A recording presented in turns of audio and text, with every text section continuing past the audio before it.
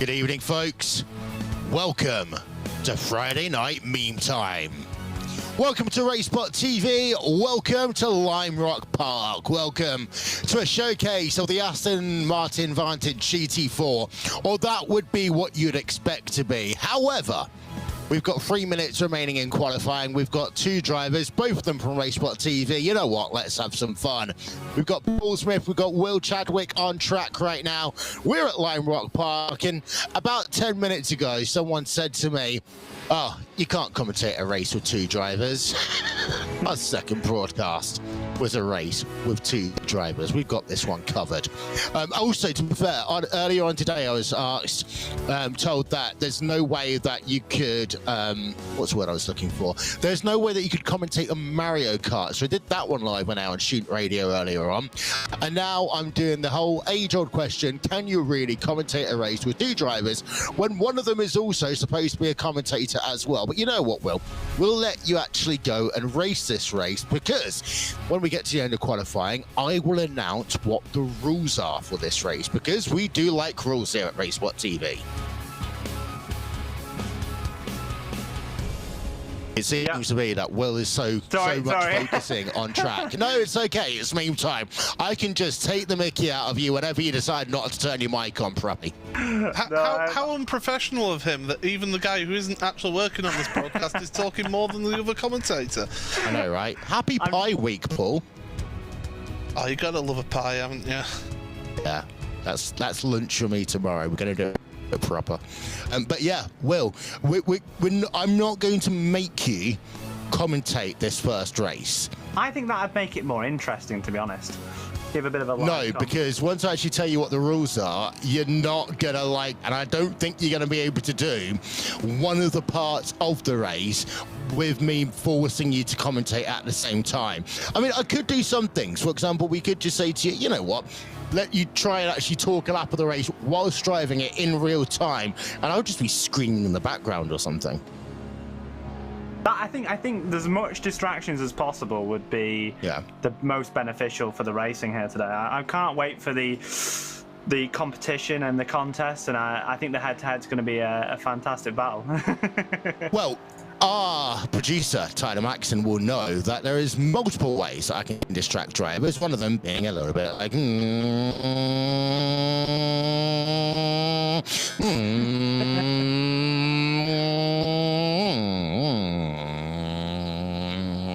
I'm having to focus really hard right now, Will. Oh, I've bottled it.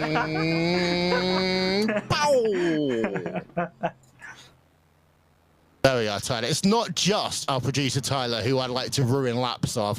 I was always thinking about going to Dubai and finding a way of hacking into his team radio, but they would have earned a lot more money than that, so they'd actually put me in trouble. We have actually, on the left-hand side of my screen, got the lap time. So it's a 54.2 for Will Chadwick. Smith is in second place. Live timing and scoring is available. Just visit RaceSpot.tv/timing. So yeah, you can check out RaceSpot.tv live timing and scoring. There's a look then overhead at Lime Rock Park. We probably don't have a 3D render for this one, but you can notice that the majority of the racetrack will fit into one shot. The only bit that doesn't, well, that's a little bit down at turn number 1. Drive even faster, they say. Sponsored also by Motul. Qualifying is just about done. We're going to wait to do that whole thing. Is anyone going to do any additional laps, or are they just going to switch on over to the race? And we'll, of course, once we do that, we'll run through your starting grid as well as the rules for this. The first of our 3 races here on Friday Night Memetime. Yeah, we've got more racing coming up after this one, hopefully with a little bit more in terms of drivers. There we are. There's our 3D render. And, of course, this track is got a little bit of gradient to it. The fastest corner is that on the back straight, but you've also got that long 180-degree right-hander at turn number 1. So, here we are. We're going to standing start for this race, because why not, as we look down at the Samposi Straight. Also, because there's only 2 drivers, the rules are as follows. It's a standing start. At some point during the race, these drivers must do a lap in reverse gear. There we are. reverse gear. As we have a look at our starting grid, first place in the number 88 car is William Chadwick from Club UK and Ireland, and starting alongside him on that front row of the grid is the number 1 machine of Paul M. Smith, also from Club UK and Ireland. So, as we say, standing start for this race. The drivers will have to do 1 lap of the race in reverse gear. They can choose to do that at any point in this race. And of course, don't forget to check us out on social media as well. You can visit us, facebook.com/RaceSpotTV, on Twitter @RaceSpotTV, and you can join on Twitter our campaign for us to give the Haas Formula 1 team $1,000 and for them to stick a RaceSpot TV logo on their car for the season. Because you know what? We're better than Rich Energy, and we're better than the other money that was circulating in that team over the past 12 months. Cars are on the grid. That means that we are ready to go racing. A little bit of a jump start did I see there on the left-hand side of the screen? No, you didn't. No jump start. Here we are. Yeah, Lights out. We are underway here at Lime Rock Park. Green flag in the air. Cars, literally 2 of them, going down into turn 1 for the first time. The number 1 machine, Paul Smith, takes the lead.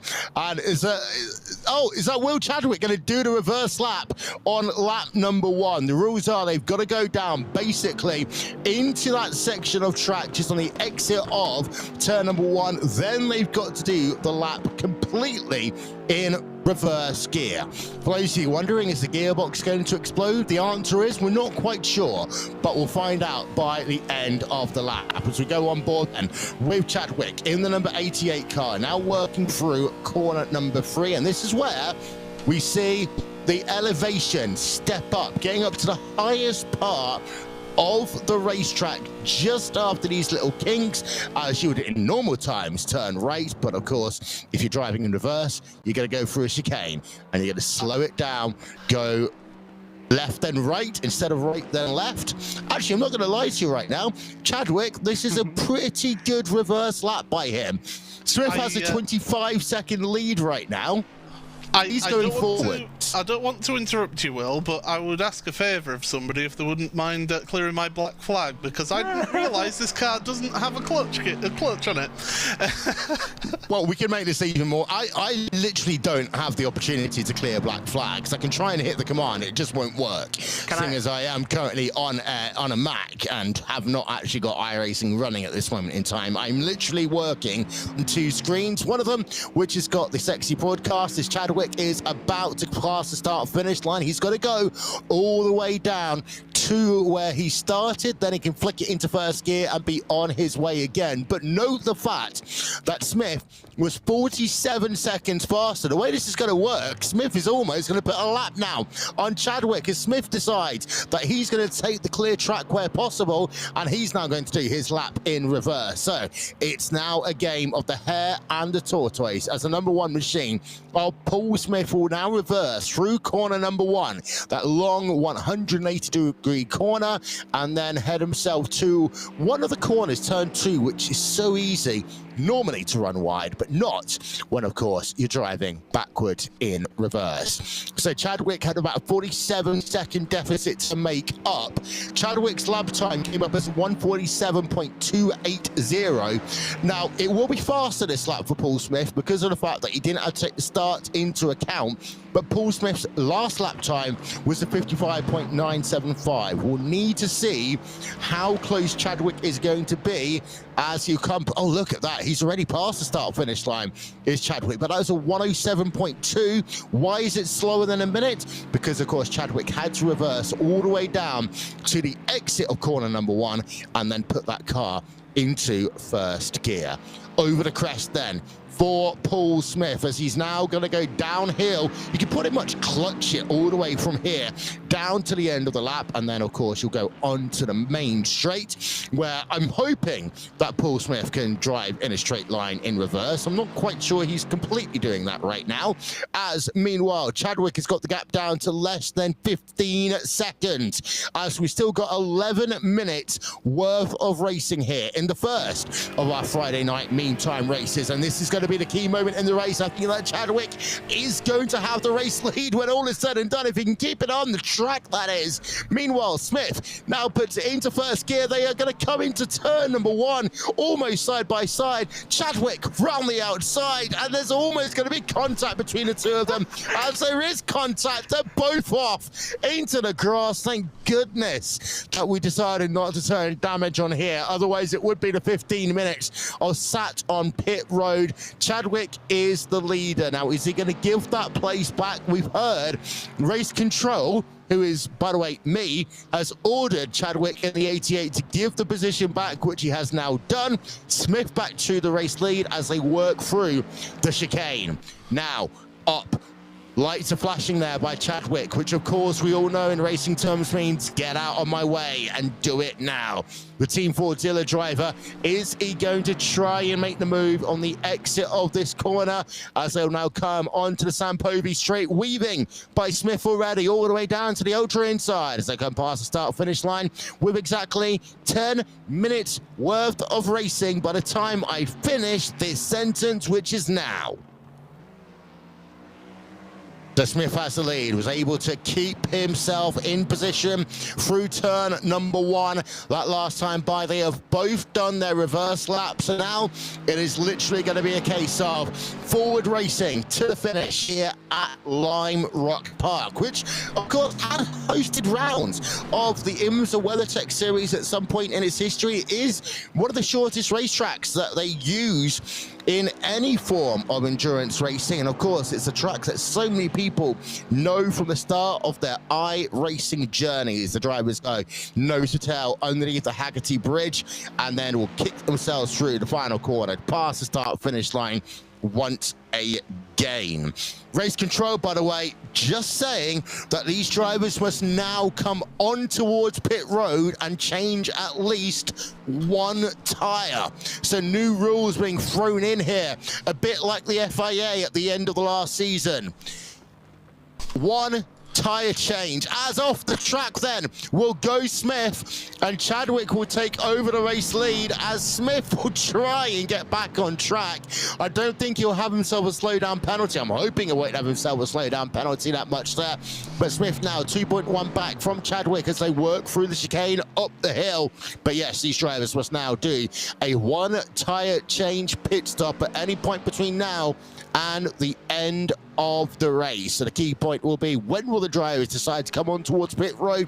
It's a very weird pit entry here, as in fact Chadwick is going to come on towards pit road now and dive back out onto the track. You didn't realize how much you're going to have to slow down. I was about to get to that point. You break in a straight line at the very last second, you've got yourself a little chicane that you have to do as you come on towards pit road, and Paul Smith takes over the lead as a consequence due to the failed pit entry by Will Chadwick then on what is technically, by the way, lap number 7. Our computer's saying there's 16 laps in this race, but I really don't think it's going to be 16 laps by the time we get to the end. We are, however, getting very close to halfway in this 15-minute race, and for those of you wondering, is this it? Is this Friday Night Memetime? Is this all RaceSpot can come up with for this edition? Of course not. The answer is no. We've got far more racing to go. We've got Stock Car Brazil racing coming up soon, which we're hoping more drivers will turn up to. You can find the sessions, by the way, in the hosted sessions, as both drivers will come on towards pit road at the same time to do their 1 tire pit stop. So let's see how good the virtual iRacing pit crews are, as they're going to be nose to tail coming on towards pit road. And of course, it's right behind where our camera angle is. I don't think Dougie Beard was really thinking we're going to have this level of hilarity in this broadcast. The 2 cars, there we are, we zoom out a little bit. First driver out is going to be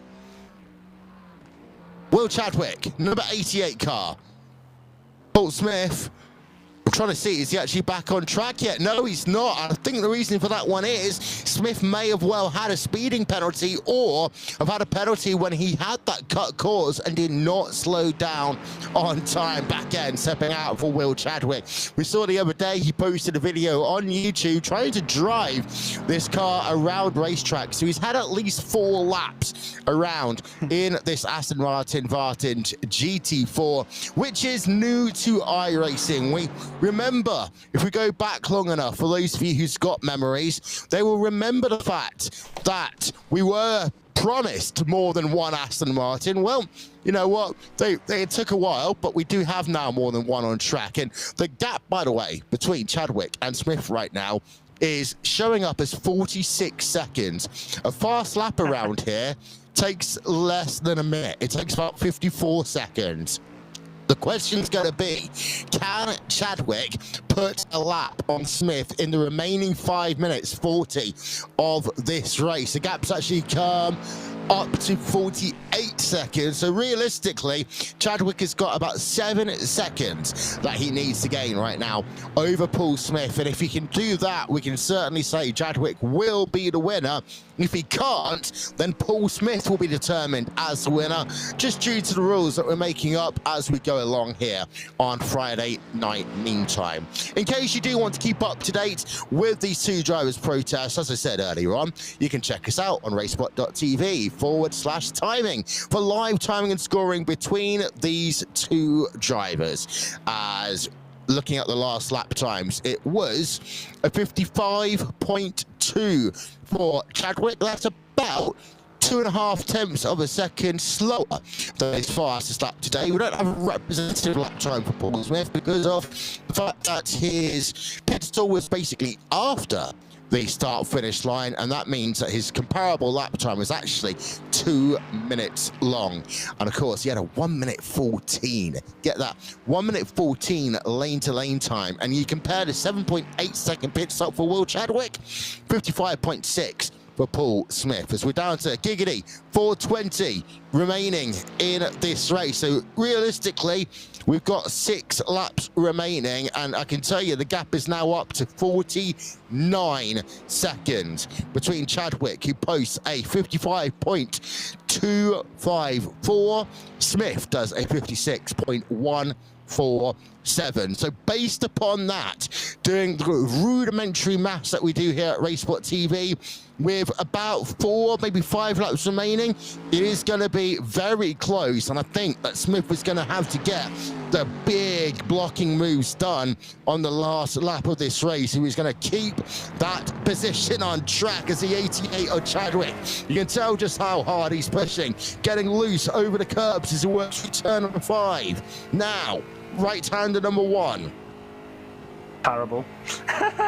Underneath the Haggerty Bridge, and then down into the final corner on track. Let's have a look once again at the comparable lap times as they'll come past the stripe. By the way, it was the fastest lap of the day last time by for Chadwick of 54.559. As they come past the start-finish line, that was 7 tenths of a second slower. 55.256 for Chadwick and 55.651 for Smith. So actually, that last time by, Smith only lost 4 tenths of a second. If it stays like this, it will be Smith who will have the advantage. And of course, we can talk about dirty air. You're not going to get that at this type of a racetrack. You're not even got the opportunity to really do much drafting. But Chadwick can see Smith as they work for the chicane up the hill once again, but only just in the distance. The gap is now up to 50.2 seconds, but as far as I can tell, I don't think it's coming up anywhere near quickly enough. Through the final corner, they'll come again. Look at the lap times up in a moment. Paul Smith will do a 55.640. So for consistency there for Paul Smith. However, a new fastest lap of the race, a 54.512 for Will Chadwick as he goes purple. The consistency is potentially the issue here for Chadwick because of the fact he's had some very good laps and then he'll just go wide and he'll lose himself a second. He's got to be nailing fastest lap, fastest lap, fastest lap. Otherwise, with the time we've got remaining, he will be nowhere near close enough to get past Paul Smith and take victory of this race. So For those of you just joining us, the situation is this. Chadwick, yes, does have himself the race lead. However, he has been given by mysterious Mace Control, who did apply for the Formula One race stewards, a 1-lap penalty, because that's the way it is here today. 1 minute 20 remaining on the clock. Lap times a 55.3 for Smith. He's improved over his previous lap times by about a tenth of a second. And I tell you what, Will Chadwick just did 2 laps within 1/1000th of each other. He did a 54.512, the best lap of the race. The previous time, he did a 54.513 this time around. So we talk about consistency. Chadwick has started to get it together, and he's flashing the lights now at Paul Smith. The gap is 51.7 seconds. Next time will be the white flag in this race. The gap between them, you can see realistically, is about 2 seconds on track. Underneath the bridge they come. Smith now has 1 more lap to hold on here at Lime Rock Park. Is very wide goes Will Chadwick. White flag, Barney waving the white flag. Will Chadwick flashing the lights in towards turn number 1. 55.199 for Paul Smith. Again, improving about 0.2 of a second faster than he was in the previous lap. And Will Chadwick actually dropped himself a couple of tenths of a second after pushing stupidly wide at the final corner. Now, Chadwick can see Smith. It works out to be about a second between them, but that's nowhere near close enough to make a dive. As I come through the chicane, time has expired. This is the last lap of the race, but actually, Chadwick's got that gap down now to about 3 car lengths. Is Smith going into defense mode as they've got 1 more corner to go? Through that they will come. Paul Smith is ahead on the track, and Paul Smith will take victory here at Lime Rock Park. And Chadwick, unfortunately for him, coming home in 2nd place. Well, we just need to apply the penalties there, but we can confirm that the last lap was 55.688 for Paul Smith, a 54.635 for Will Chadwick, and a total of 15 laps completed in this race. We'll get some interviews in a moment's time once the 2 drivers have done absolutely nothing because they're here on TeamSpeak, and those results are wrong. Will Chadwick, yes, it looks as though he won the race by 54 seconds. He didn't. He had a 1-lap penalty. We're making these rules up as we go along because, you know what, we can do that. But congratulations, Paul Smith, on actually being the winner of this race. Oh, that's nice, isn't it? Thank you to Race Control. I'll slip them that $5 later on. Yeah, well done. The car's nice to drive. I do enjoy it, but I'm not normally a GT driver. I'm normally a commentator. So, Will, he races these cars a lot faster than me. Hence why I sit around and talk about it.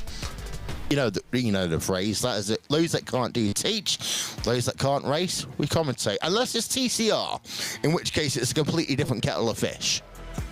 Oh no, I'm slowing them. Have you seen me on Thursday nights here on RaceSpotTV World Touring Car Series next week? I'm trying to be nice to you, Paul. I'm sorry, but I think Linus Sebastian would be proud of that segue. Yeah, that's yeah, the TCRs I feel more at home. I'm more of a front wheel drive guy. So yeah, but still, I enjoy the car. It's a very fun car to drive, and you can get the tail out a little bit as well, which is nice. Yeah. Well, thank you very much, Paul. Is there anyone else you'd like to thank? My mum and dad. Okay. Cool, thanks. I just realised that RaceSpotTV policy, we don't actually give the opportunity to thank people, but you know what? I can make the rules up here as much as we want to. Will, congratulations on not winning the race.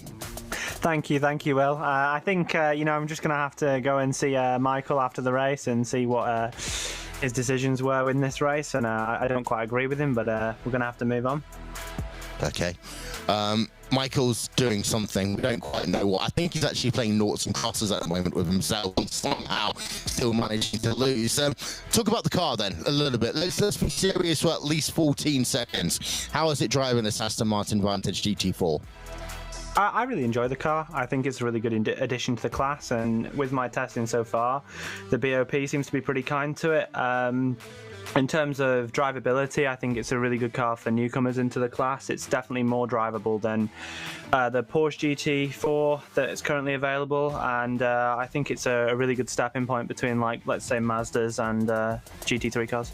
Can I just interrupt there? Sorry, what was that first car that you listed there, William? The Porsche GT4. No. What? Porsche. Oh, Porsche. Sorry. I did say it right, actually, on my other video, but I go back to my English ways. That's okay. Well, to be fair, that's the first question we asked when we hit Leipzig all those many, many years ago. Of course, Paul, you know, he kind of does the commentary of the Porsche Tag Heuer Esports Super Cup by iRacing, which is, for some reason, still ingrained in my brain. Will, anyone you want to thank?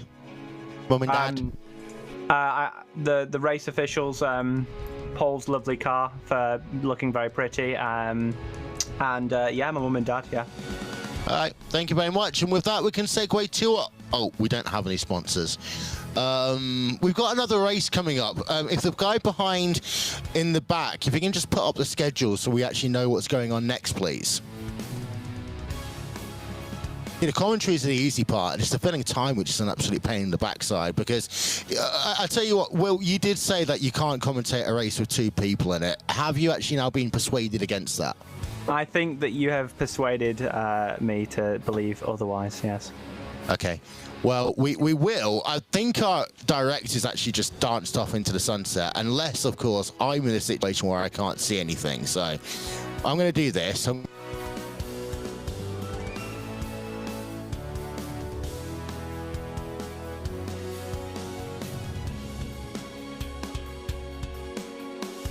Oh, this is the bit of the broadcast where I take over. So, yes, hello everybody. Welcome along to the Memetime.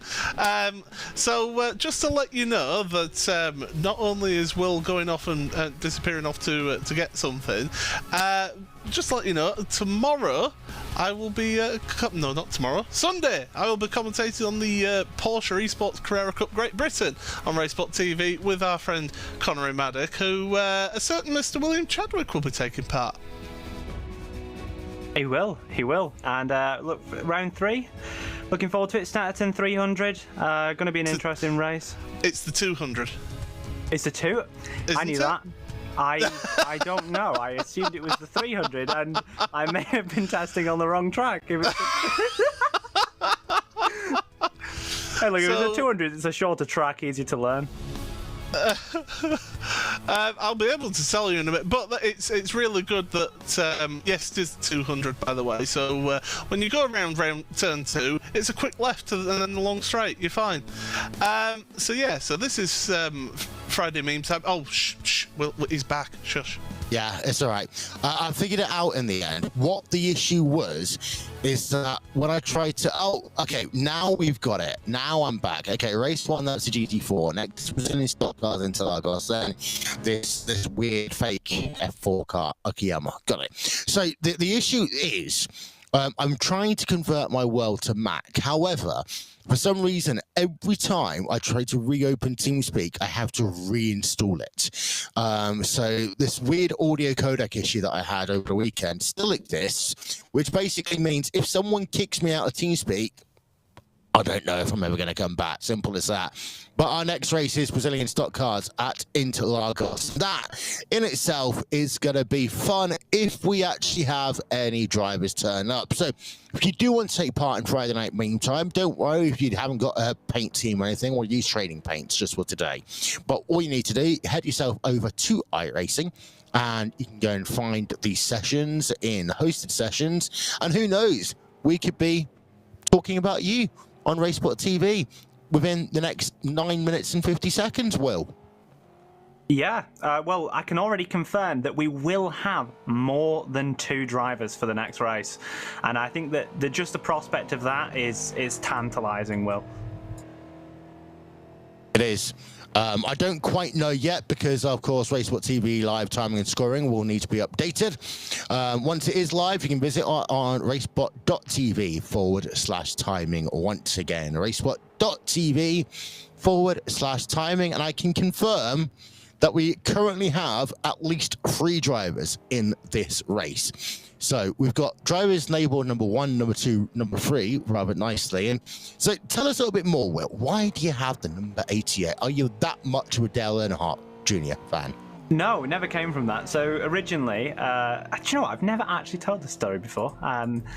So originally, as a kid, when I was watching racing, I idolized Jason Plato. And you're obviously thinking, well, Jason Plato ran the 99, and he did.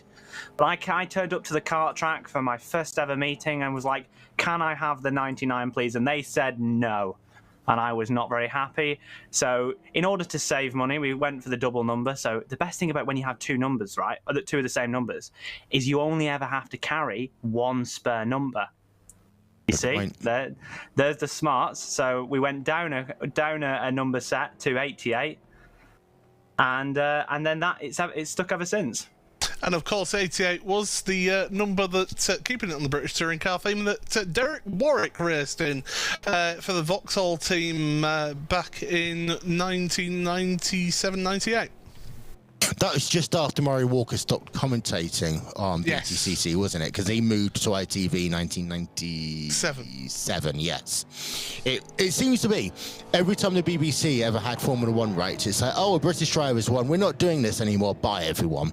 Because it happened with Damon Hill 1996, and it happened with Lewis Hamilton 2008. No, that was ITV who dropped the... ITV, yeah, flipped it around. That's what I meant. Yeah. It's been a long day, Paul. I was up at 6 o'clock in the morning. As was I, because I was doing a full day of work. So in the office, I'm working from the office again. Wow, working from the office. It's completely foreign to me. It's okay. I still actually have coffee pods from about 2.5 years ago, which at some point I'm going to work out whether or not they're going to be safe to use, which I've figured out will be not the good idea over the next couple of weeks because I'm doing a field trip. The last thing I want is to have what we'd call, of course, the trots in the Top Gear phrase, just as you start taking 30 kids up to random places in the country. Meanwhile, we're up to 4 drivers here as we've got 6 minutes left of practice, of course, before we head ourselves over to qualifying, open qualifying. We've got stunning starts again, Mr. Race Director. Someone just let me know at some point as we look to the number 88 car, which of course has been expertly painted by Mr. Chadwick himself and in no way, shape and form comes from the iRacing paint store completely based on his own default colors. I think this is actually a tribute to the colours red, blue and white, which is obviously the colours for Great Britain. So that is my tribute to the country, basically. Oh, this car doesn't stop. After setting the fastest lap in practice, Paul Smith going very wide there down at centre S. I know the corner names to this one, which is useful because I'm having to prep up for Hyundai, which is, of course, next week. We talk about complicated names, by the way, Will. We just had the Porsche debate. The one in the UK, which always infuriates me, is the fact that Dacia, when they came into the UK market, could have spent a little bit of time researching what Dacia was called to get publicity for their car brand for years before, and could have just called it Dacia, right? I always thought it was called Dacia, and then I was told otherwise, so I don't even know, to be honest. Yeah, it's the same guy. He does a number of adverts. He's kind of like, I'm firm voice, Mr. Dacia commercial. But then we've got this situation with Hyundai, which I know as Hyundai. But no, if you're working with them directly, you've got to call it Hyundai, which makes it really complicated when you're trying to figure out what the name of a series is, looking at your screen and figuring out in real time, how do I pronounce the first word in this? Unfortunately, brains do not get reprogrammed overnight, at least not yet.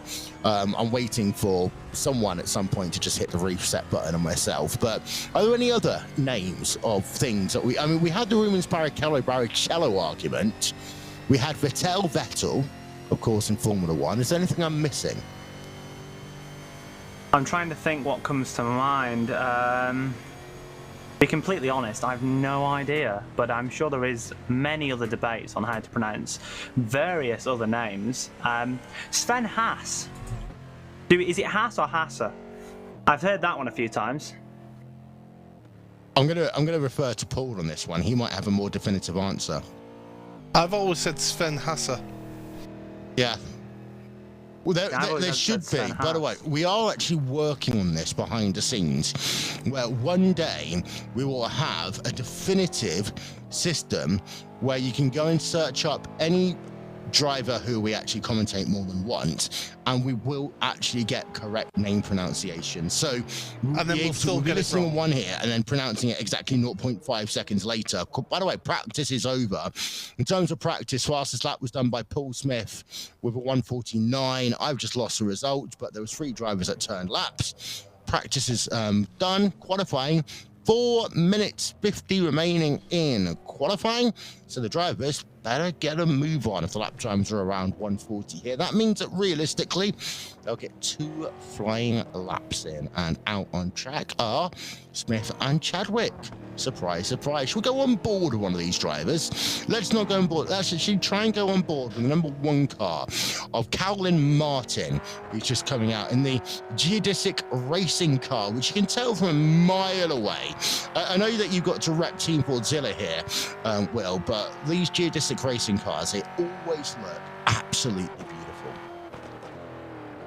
They always do look really good. I think out of all the liveries that I ever see, other than the Team Fordzilla livery, I would probably say that the Altus livery is the best. But I quite like a lot of the liveries that various people have in sim racing. The Redline liveries are really nice. Some of the old Kawanda liveries are really nice. I'm not too sure about the camouflage they've been going for these days. Let's think of some other liveries that I've got. Do you have any input on this, Paul?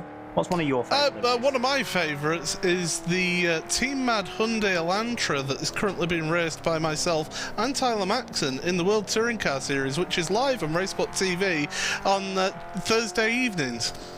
That's rather convenient you said that. Yeah. I do agree with you with the whole camouflage situation for the Kawanda cars. I know that their previous designer left them at some point. I think it was 2020 he left them. And it's a bit of a shame because I did like the old Kawanda cars. I don't mind the new Kawanda cars. I still think they are more on the pretty end of some of the cars that we've had compared to other teams that just have exactly, well, the same car for the last 10 years. But there are a number of good ones. My favourite car that I missed, though, is the Mad Cow racing car. And I actually was reminded to put this into the RaceSpotTV story, which you can find out, by the way, by going to racespot.tv/stories.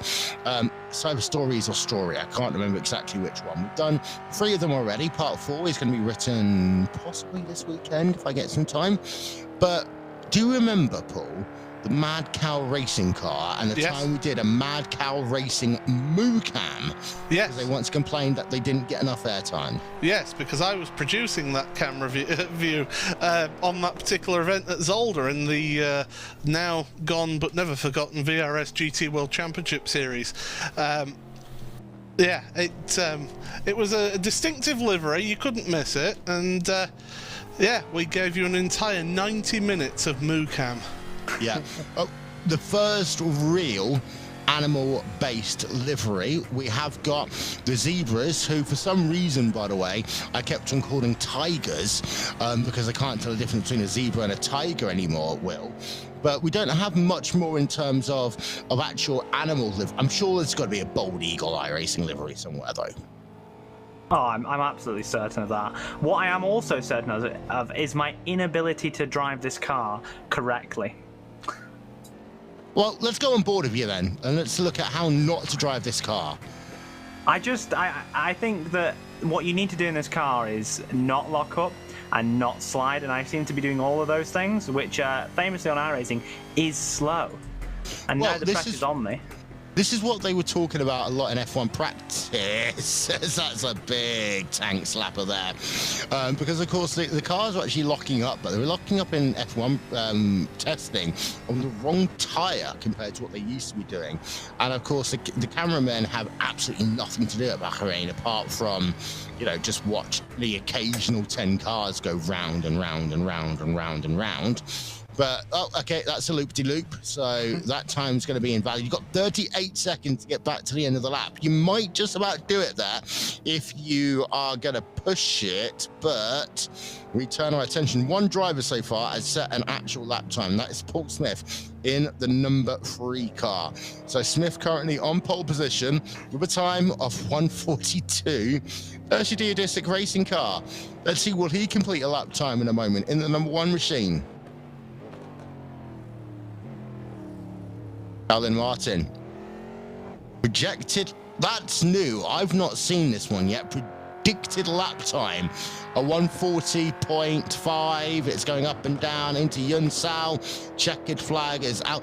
That's the interesting one, because it was 2003 when Yun Sao actually became a corner that anyone cared about, and you might remember this, Paul, because it was the year that they were talking about whether or not you could take the corner flat out.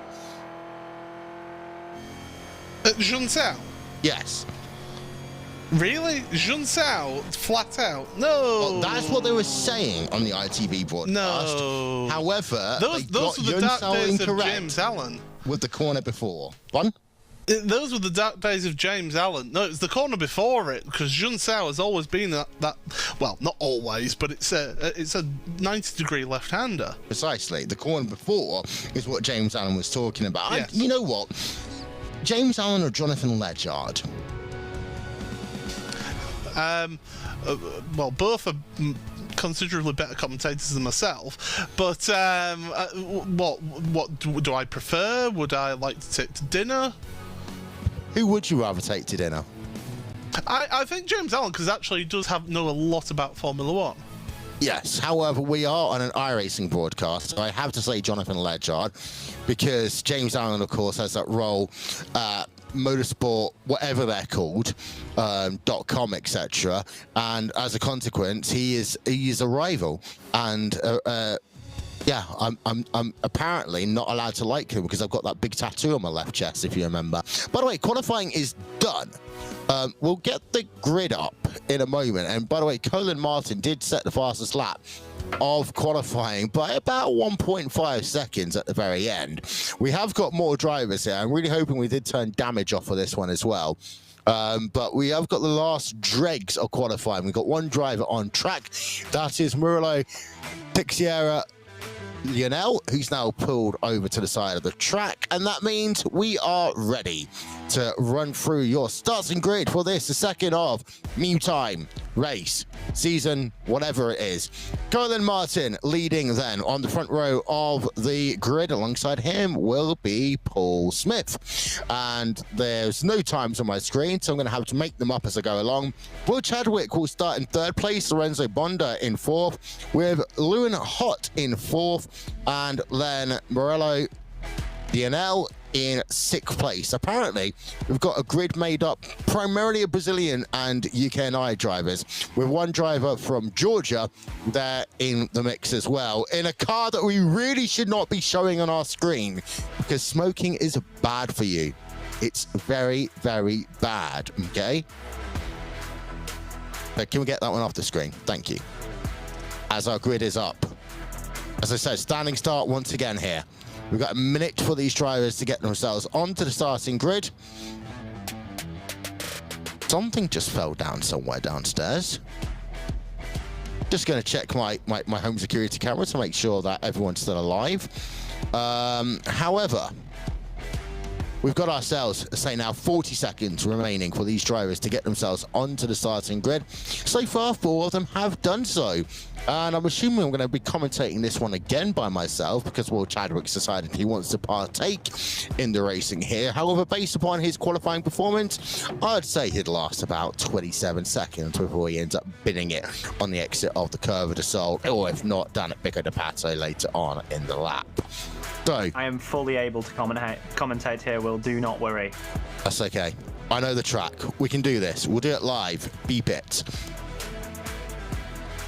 Barney, any moment now, we'll start vigorously waving a green flag. And with that, we will be racing here at Brazil, because a standing start does not start until Barney gets his flag out and waves it up and down viciously. He's done that, and now we're underway here at Interlagos as Martin in the #1 car. Is he going to take this one seriously, or does he realize that it's Memetime in the geodesic racing car? Because Chadwick's up to second place early, and he somehow managed to make it work around the outside of the center S as they now work down through Curva de Sol on lap #1. This is a 15-minute race once again, and live timing and scoring is available as we're going to crash at the rear of the field. Go to RaceSpotTV/timing, and I can tell you that it was Almeida Jr. in the #9 car and Chris Cooper involved in that one. Almeida Jr. is on pit road as we got another incident then down through turn #5 on track, as for some reason it is actually called. So work through Ferradura for the first time on this lap, but it is Martin leading a 0.5 of a second over Chadwick, who has somehow managed to make it at least half a lap. I love this camera, these little shots, little kind of like zip cams on the track as they're called, which Fox actually used to do a digger cam for many years. However, here's an interesting story. Do you watch NASCAR, Will? I have watched a bit of it, yeah. Okay, so 2000, and I think it was 2011. It was over 2011, 2012. We had the whole situation where Montoya hit a jet dryer at Daytona. Yeah.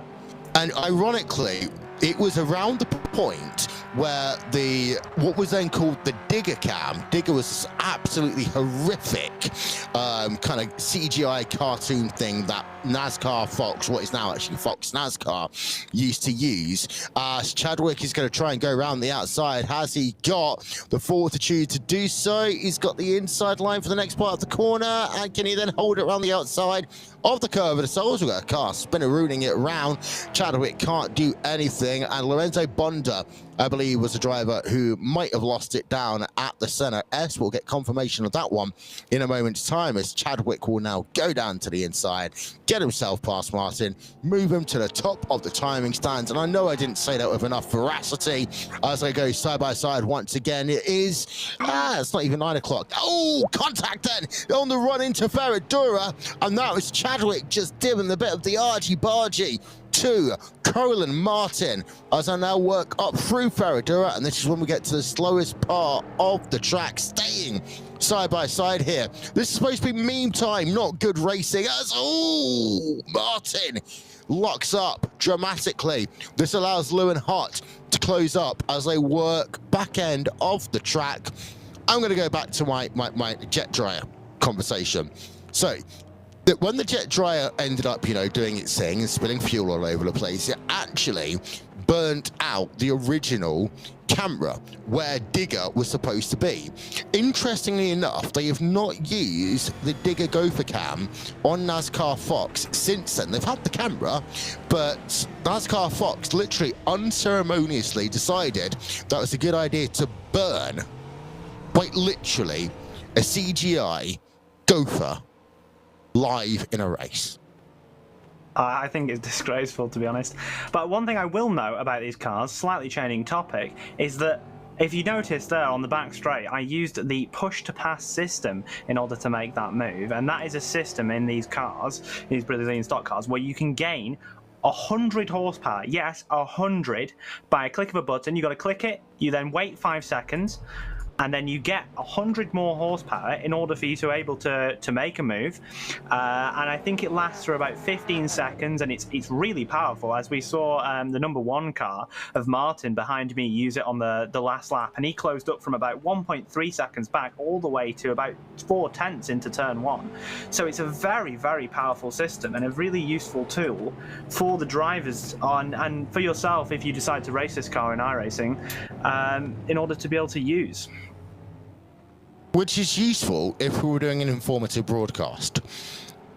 Yes, this is not an informative broadcast. No, but so we can save all that information. We can put it onto our conversations for next week, because if memory serves me correctly, we are going to be showing these cars for an entire season on Friday night prime time here, live on RaceSpotTV. Start time to be confirmed, but it's around this time of the night, around 8 to 9 p.m. UTC, although we are only about 2 weeks away from the clock's changing.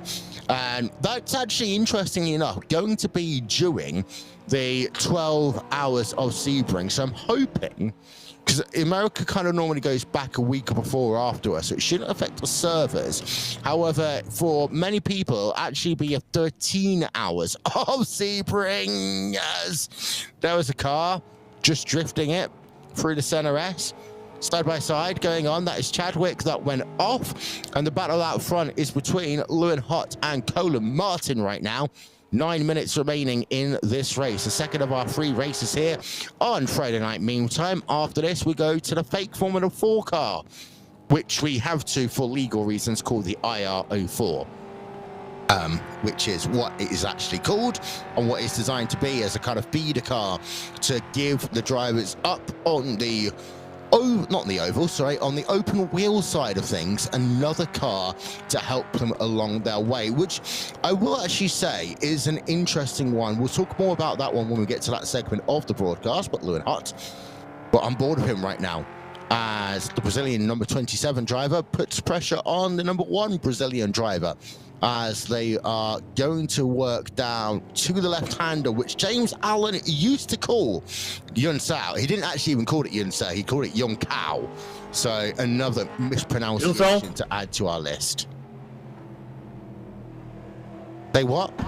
It's Yun Sao, Will. It's... No, I know. No. You've missed half the story here. So the issue is, back in 2003, or whenever it was, the commentator for Formula 1 back then, the James Allen, called it Yun Cao and called it the wrong corner. So you completely missed that one, as we are down to about 8 minutes to go in this race right now. Fastest lap just set by Lewin Hott in the 1:40.391. As Lorenzo Bondas decided that he wanted to just jump in and say some words. Say some words, Lorenzo. I can say some words. First, I don't know how to drive this car. Second, Postman might be in danger of losing his position. Third, this car doesn't break. Now say all of that again in Brazilian. In Brazilian, sure. Esse carro não freia, eu tô chegando no pó e eu não sei andar nesse carro. Thank you.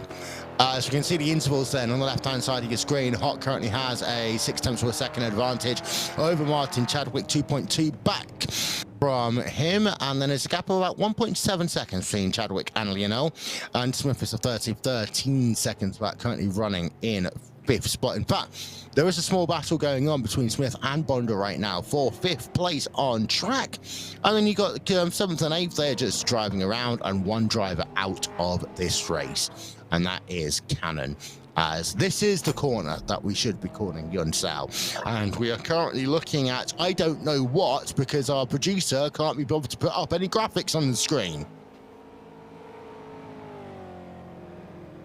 Okay, that's even more useful, thanks. We're RaceSpotTV, we're not Apex Racing TV with a map on all the time. Okay, I'm going to go on board. There we are. With Lewin Hott, battle for the race lead. Down to the inside, almost making contact with Martin, but they don't. Now they'll work through Curva de Sol. Left-hander. Side by side comes Hott. Got the inside line, probably using the push to pass that we talked about a moment ago. Potentially using it for its right purpose, and Hott takes the race lead then with 6 minutes remaining. Running a little bit wide. That's always an interesting one. And Will is still here. So Will, exit of turn number 5. that asphalted area, so many times people just use it as the, oh, I've just pushed a little bit wide. It doesn't make much difference, so I just dance back onto track. Officially, it's outside the track limits, but how useful is it having that kind of asphalted runoff area there? I think that it definitely saves a lot of crashes, but it's not. It's because the as soon as you run it slightly wide, the actual asphalt surface itself, and also like the AstroTurf, is like a little bit off camber. So you end up like getting to the edge of the track and then you just fall straight off. So it's very, very easy just to get a 1x there and to just fall straight off the track. It is useful having the tarmac runoff there because, like, if it was gravel, you'd just be dead. But then again, I think drivers would be a little bit more cautious if it was gravel. Digger didn't retire, by the way. Digger was burnt to a crisp, probably served in a barbecue on the infield of Daytona. If you have got anything that you'd like to ask us, by the way, or if there's anything that you'd want me to try and incorporate into the rest of this broadcast, so long as it's not political, we'll do it, as that's a massive run wide there at the Desega de Boxes, whatever it's called.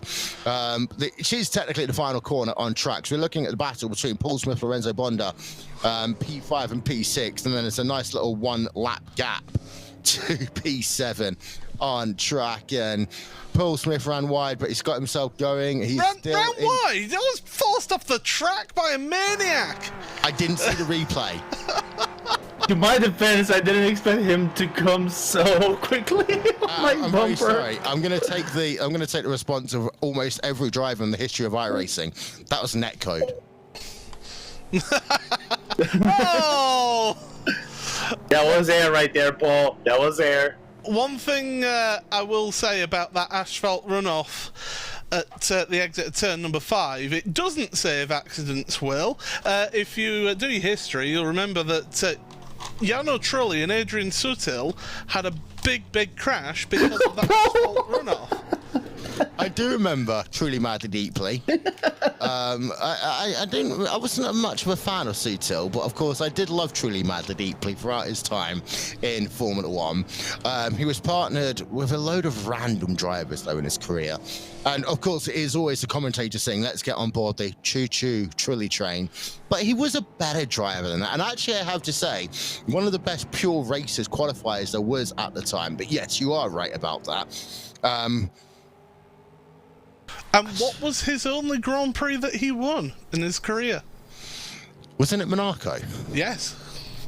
In 2004? 4. Yes. For some reason, I still have the Encyclopedia of Formula 1 from that era engraved into the back of my head. It gets a bit washy between 2005 and 2008 because I kind of got a little bit bored when Alonso started winning everything. Yeah, I was a Ferrari fan back then, I'm sorry. But I did suffer with, growing up as a childhood thinking, A, why do the Ferraris look so ugly? B, why are they not ever doing anything? And even Schumacher's first car, that 1996 Ferrari, was butt ugly. And of course, before that, you had John Lacey, who did win a Grand Prix in Canada, 1995, and was on Formula 1's coverage earlier on today, which was interesting. And so, yeah. The question I want to ask you is the Toyota Gazoo Racing livery, Paul. Where does that come from? I'll be honest with you, I haven't a clue. Just randomly clicking buttons and it turns up. The geodesic racing car managed to get themselves painted up nice and quickly. A couple of these cars, this is always interesting as well. When you've got a new car like this, it's interesting to see whether the teams take exactly the same pattern or whether or not they try to spice it up with little things. As a look there down at the Desega de Boxes, final corner on the track. And in some cars, that corner is a lot more difficult than others. I say it is basically flat out in every car. I have seen people wallop the wall though. In sim racing when they decided that they weren't paying enough attention. And it's about the approximate location of where Fernando Alonso had his massive crash back in, I want to say 2000 and... So I'm doing the maths. It's either 2004... Oh, by the way, the white flag's out. Barney's waving a white flag, so that means this is the last lap of the race, which means that at some point, Paul and Lorenzo are definitely going to crash as we on to that final lap of the race now. And after the craziness of race control the last time, I think they're having a bit of siesta right now, because at no point have they intervened in any of the crazy driving that has been taking place here. Hashtag rigged. It's always rigged. Motorsports is rigged, allegedly. By the way, I was thinking back to the 2003 Brazilian Grand Prix, and even my 2002 or 2004 was correct. It was a race that officially Kimi Räikkönen won. The only race that Giancarlo Fisichella ever won, he didn't actually get the chance to stand in the top step of the podium for, because of the fact he ended up properly, because he was given the trophy in the next round at Imola. Meanwhile, we've got the final lap, checkered flags in the air, and it's going to be a drag race to the line. Hot versus Martin, and Hot's going to win by a 10th. And then they crash. This is the good thing about sim racing. You don't have to pay the repair bill at the end. I know people have been saying for years that iRacing should have a repair bill because it will make for safer driving. It would just mean that people will have to just wait until the next time they can crash, in my opinion. I can't say what I wanted to say because I forgot we're not allowed to talk about certain things at the moment. So I've been ordered to slow down because apparently Paul is a producer, so I'm gonna display the hierarchy over here.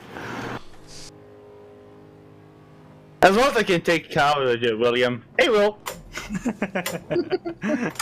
Boom. Confetti. I spent half that race.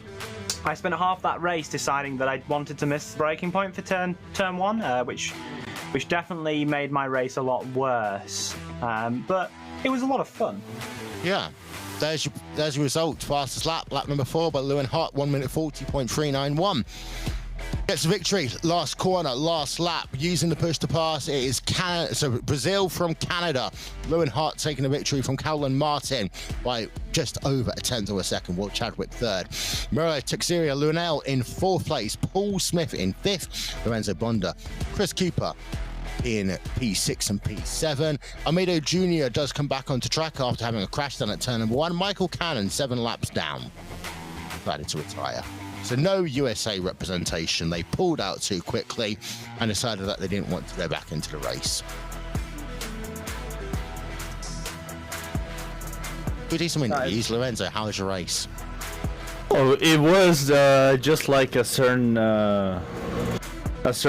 event that is going on in April. Stupendous, you know. I cannot give you the definitions of stupendous still because I don't have a dictionary in my hands right now. But other than that, apparently this showcases: A, I cannot drive this car. B, the positioning of my FOV, I cannot see any turn at all, especially to my left-hand side. And C, well done, Paul, on getting my position at the end of the day. It was a good run.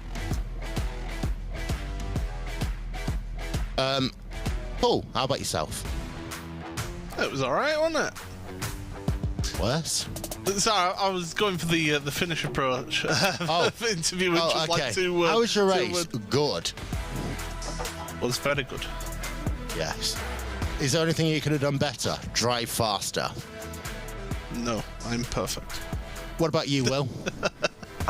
Yeah, I think it's pretty disappointing from my side, deciding that I didn't like the brakes and went forward and just went into the grass quite a number of times. Other than that, the car is very interesting to drive. I describe it like basically between like a really weird GT4 and a V8 supercar and a Porsche Cup, but it resembles none of those and is its Sorry, very what car? entity.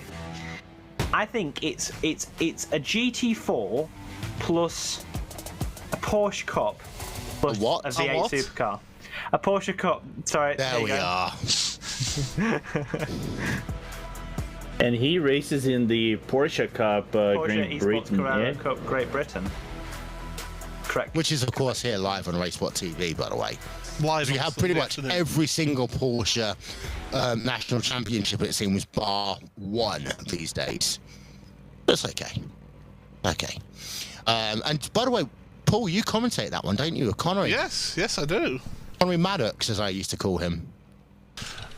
I mean, I've seen graphics put up with worse spellings of his name, but yeah, Connery's the lead commentator on that series. mainly to give my voice a bit of a break after, because of course I do the Porsche Tag Heuer Esports Super Cup. We haven't got a race this week on the Super Cup, so that's why we've got the Porsche Esports Carrera Cup Great Britain. No, you are not putting a new server up. We are racing in darkness. Do not put a new server up. This is race control. We are racing in the dark. In cars that definitely have headlights. Yes. Last time I checked, they did. I think we are racing in the dark. Okay, we're going down history a little bit. There was once a Monday Night Skippy's broadcast, which took place at the Mid-Ohio Sports Car Course, which is run in pitch darkness. If they can do it, people can do it here. I think it would really show the testament to the driver's skill. Yes. Within the dark. I'm assuming, because we've got like no damage or anything, can people actually put on the track line or anything? They could, and it would help them, but I don't know. It depends if it's under assist, so it depends if it's been selected. Okay, I think that if we were going to have a new server, I think it needs to finish the race in pitch black. Like, these drivers need to learn how to drive in the IR04, and the best way of doing it is driving it completely blind, and learning how to hit the lines. You know, you can do it audibly. Use the curbs. There's curbs at Akiyama. Feeling. Yeah, by feeling. No, exactly. More specifically, you need to drive it in the night, blindfolded, in reverse. We've done reverse, unfortunately. And I don't know how a Formula car really works in reverse, because it'll just get too twisty too quickly. However, we will be setting up a new server. We'll be live in that one in just a couple of moments' time. Dark or not. I was asked for somehow to include Ryan Vargas' number 6 Chevrolet Cruze. This is probably NASCAR, I'm assuming. I'm going to hit search. And indeed, it is what looks to be some form of a NASCAR. Back in a NASCAR Xfinity Series, because for some reason they're still going to have the Junior Series sponsored in NASCAR, even though the NASCAR Cup Series is now called the NASCAR Cup Series. However, it's a little bit more informative compared to when I started watching NASCAR. It's the NASCAR Sprint Cup Series, and it's like, oh, Sprint Cup, 500 laps at Martinsville. Fantastic. I do actually like the 500 laps of Martinsville. I do like the short track racing in NASCAR. So it's that, and Bristol are always good races. I'm not quite sure about Richmond. Richmond has always been a track which I've hated over the years, especially back in the days when they used to run IndyCar Open at Richmond every single season. My word. You know what? I haven't seen an IndyCar race in iRacing in so long, but we are only about a month and a half, Will, from the month of May. We are, and before then, we will have had 2 more iRacing special events under our belt. And you know what? I'm commentating, well, yeah, a lot of that. Jeez, I should talk about that one. Can you give me a better segue for that one, please, Will? And then we'll do it properly. Coming up in only 2 weeks' time is the Sebring 12-hour, and then shortly followed after by the 24 hours of the Nordschleife, both powered by VCO Esports. Yes, and in fact, the 12 hours of Sebring is also title sponsor Huixenveld. So there's another sponsor to add to the belt. Well, I told you we didn't have any sponsor segues here. I was completely lying. We do actually have a sponsor segue. However, if you go to RaceSpot.tv/calm, that is RaceSpot.tv/CALM, you can find out about the stupid challenge that I've set myself for 2020, where I am going to try and commentate as much of the iRacing special events calendar as I possibly can. I'm not doing NASCAR because, let's be honest, no one wants to listen to me try to do another 600-mile race at Charlotte, because the last time I did one, I fell asleep in the broadcast. I was that tired. We're doing the 1,100 miles in a day, doing an IndyCar and then a Charlotte race the same day. I'm never doing that one again. However, I will be commentating the entire 12 hours of the Huixenveld, 12 hours of Sebring, powered by VCO, a part of their Grand Slam. And then the 24 hours of the Nordschleife, I'm only going to do 12 of that because I have a bit of an issue with the Nordschleife, Will. And that I don't bloody know half of it. See, that's where you need to compete. If you were competing, you could try and learn the entire thing. I make it your challenge before the Nordschleife to learn at least half the corner names. The issue is I don't actually have a rig set up. Because there's no, well, to be fair, the pedals that I used to have, when I was involved, they were in the back of my car. I was going to go and get cleaner sorted out, and then someone decided that they were going to jump a red light and crash into my car, and as a part of that, my driver's seat moved backwards just enough where I couldn't actually get my sim racing pedals out at all. So kind of screwed in that one. The only way I could possibly learn it is if I ever use a controller to do iRacing, because or if I was to play another thing which would be loaded onto a box which has got an X involved in it or something, and try and learn it that way. Sebring's fine. I know Sebring off the back of my hand, but when you say the Nordschleife, what part of it do you mean? Because I know the Dossinger Hoa, I know Sector 1, and then it's like fast. Oh, carousel. I know that bit. A little bit more turning, then we carousel, and we're at the end of the lap. I feel like the carousels are a good checkpoint for the track. When you get to a carousel, you're like, well, at least I know kind of where I am now, because one's right at the end of the lap and one's right in the middle of the lap. Yeah. And then you've pretty much figured it out, and there you go. You completely know Nordschleife. Know both the carousels, you're sorted basically. I know the corner beforehand's a very tight right-hander. And before that, you're going very, very fast for an indeterminate period of time. That's probably the fastest part of the racetrack without you actually going in a straight line. So I know about a third of the track. It's Bravery Corner is the one that is just before that section. Curve, yes. Which is properly named curve. Yeah. Do I have to learn it in English or do I have to learn it in Deutsch? Deutsche. Always. Okay. Well, and you have to do a commentated lap in it. Ironically, I almost did the same thing that a commentator who's brought on as a guest to a lap of the Nordschleife did, which is swear. He somehow, even though we'd been given this big sheet, which has said on it a number of times, please no swearing on the broadcast, the guest that we got invited in, that wasn't ours, managed to swear on the broadcast within about 3.5 minutes. So we haven't got the swearing done here today. I haven't put the mature audience or the PG-13 up here today, unfortunately. So we are still kid-friendly. YouTube. Please give us all the YouTube monies. Oh, you did put up. Oh, it's an 18+ video, so I can say what the hell I want. Oh. It is Memetime after all. No swearing. No swearing. So we still won't swear because it's completely unprofessional for us to do so. Basically, what I do, for those people that don't know me, I'm a university lecturer. So I get all my swearing out when I teach so that I can be professional when I come into broadcast, Paul. You professional? I mean, yes, very professional on these broadcasts. No, I'm kidding. Yeah, you get.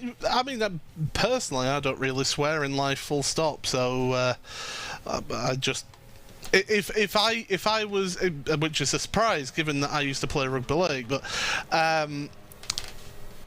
yeah, normally it's a case of I don't swear. I substitute words in instead. That makes sense. You have always been the responsible adult at RaceSpotTV. I will say that one over the years. Meanwhile, yeah, I can be sometimes responsible. He says taking 30 students to Manchester and Glasgow in a couple of weeks. That's going to be, yeah. I did actually once take about 150 students to Portugal. That was a fun one. I bet that went well. Yeah, 2 different airports, and then having to remind students that having a fight on an airplane really wouldn't be a good idea. On an airplane or near an airplane? On an airplane. This was a Ryanair flight we were going on as well. So it's even worse. Really don't fly on there. They're still trying to say you... Yeah, I can imagine. You can't make the ride any worse. Yeah, I was going to say, the only reason why I'd interject isn't because you were fighting. They weren't going to... It's because they need to push the trolley down to carry on serving people perfume and scratch cards and everything like that. make as much money as physically possible while charging as little for as physically possible. Yeah. The guy who owned Martin O'Leary, who of course, is it Martin O'Leary? I'm getting... Sorry, Will. 4K Sorry, driver. Lorenzo decided to do a horrific reverse on the track. I thought he'd know better. I've been watching too much Bo Albert's videos. Oh, that's fine. Yeah, so the guy who runs Ryanair once said that if you were ever sleeping on a Ryanair flight, they'd wake you up just to say you scratch cards, which I'd probably actually argue as well. Well, you're probably more inclined to buy a scratch card if you've just been woken up, because if it's like me, it's like, okay, there's my PIN number. But also, I'd probably pay them just to like stop harassing me.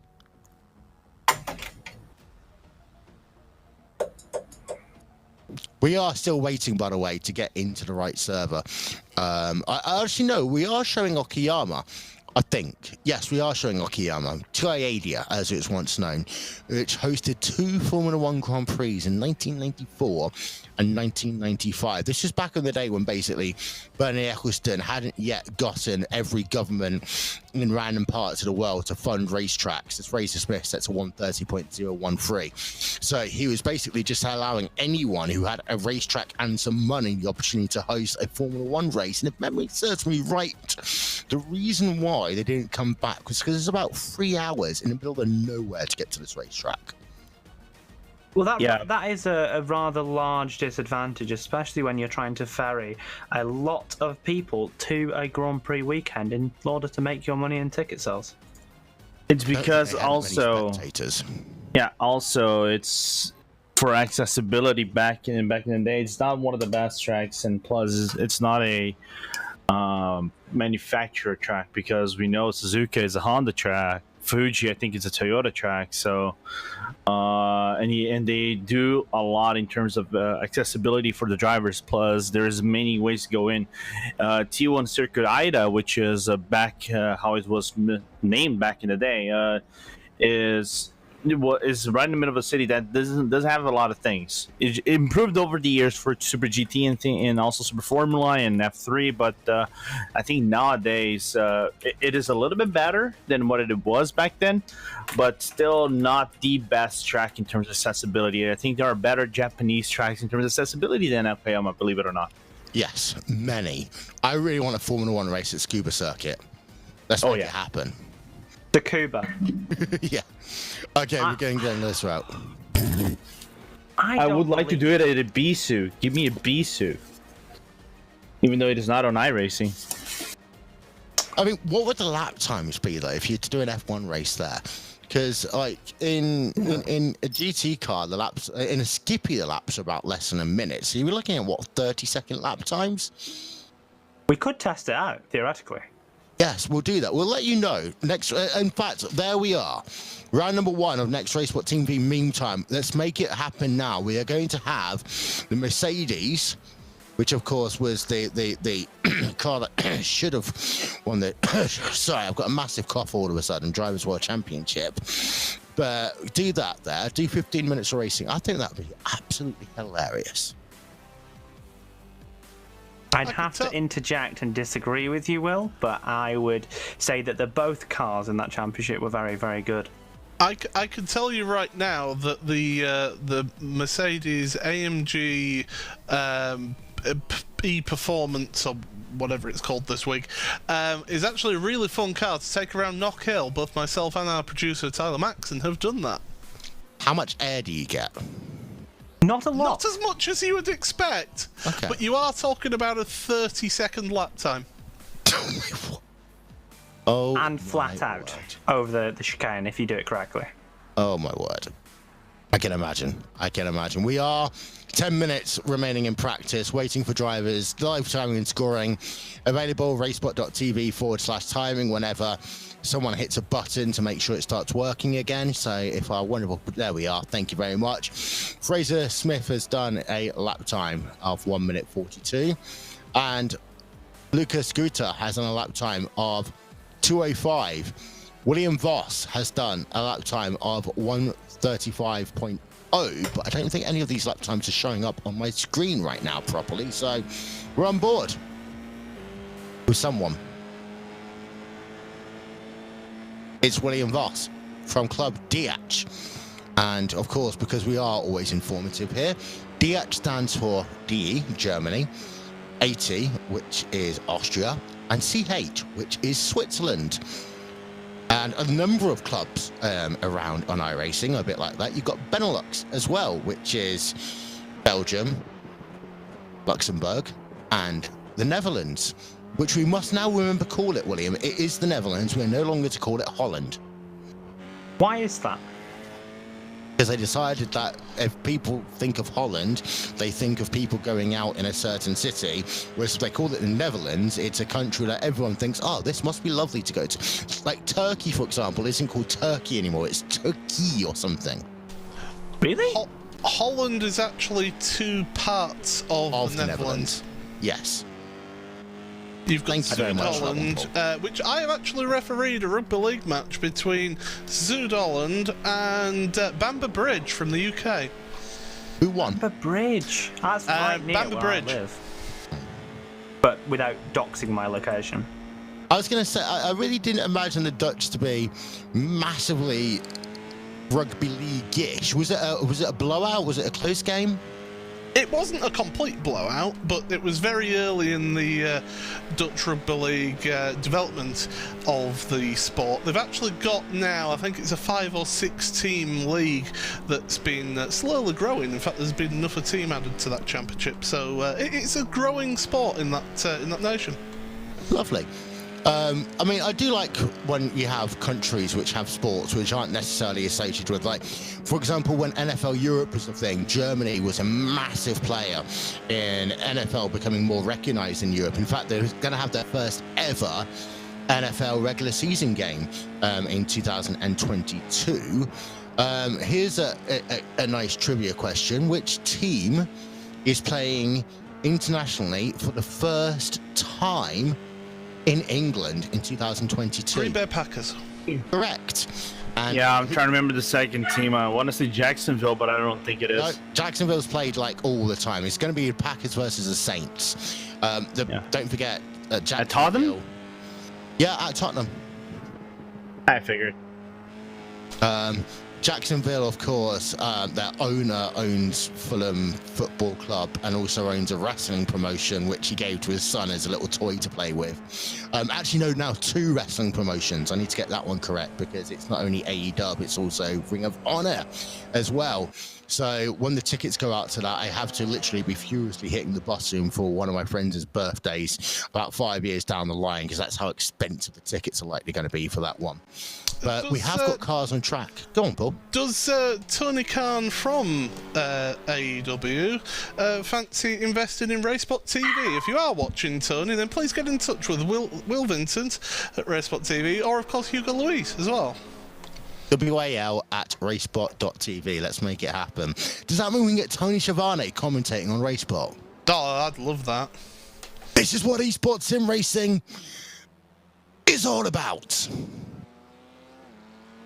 I still remember him from the WCW days. I have to say as well, him in 2022, he has not missed a single step in his commentary, has Tony Schiavone. Not at all. It's a pleasure to watch. Yeah, we would love to have him come and do some sim racing commentary.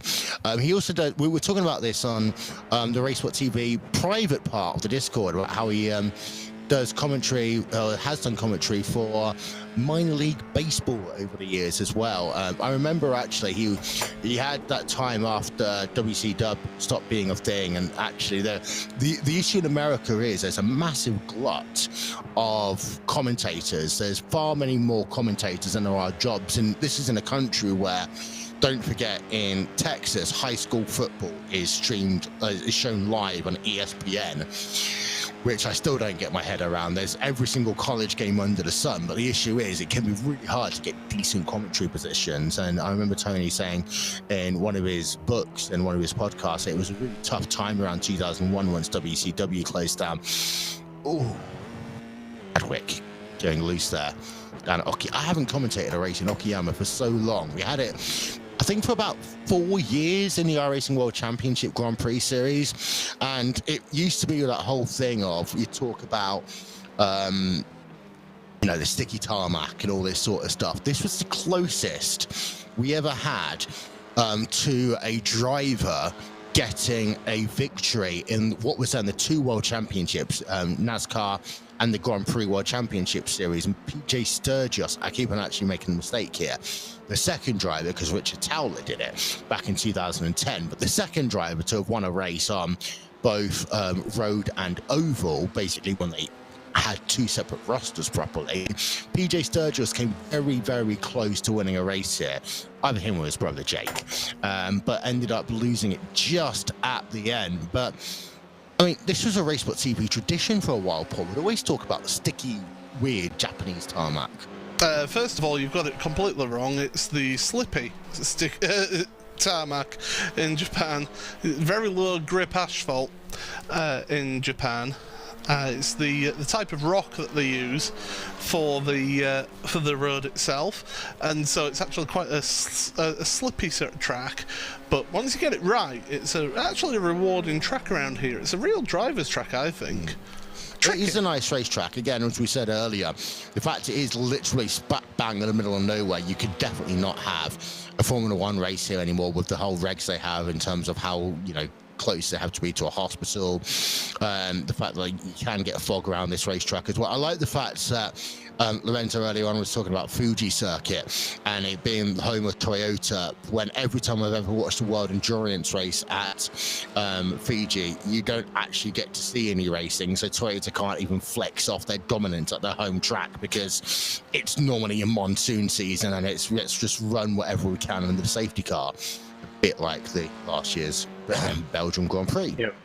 Also, they do it's kind of a little bit of a tradition, not only Super GT, but I think they had it back in Formula One, that they had a Toyota. It's kind of like what they do in Brazil here sometimes with the Porsche Cup, that they grab a lot of Toyotas, and if you have a Toyota, you can drive around the track if you want to prior to the race, or while the race cars in Super GT were actually doing it. You just have to stay at one side of the road. I think it is the outside of the road, and they would go by, and that's how crazy Japanese motorsport is, that it is so accessible to the public. It's insane. And it is not just Super GT or the Super Formula One. It's even drift is very accessible, and it has such a culture because, well, it was invented in Japan of sorts.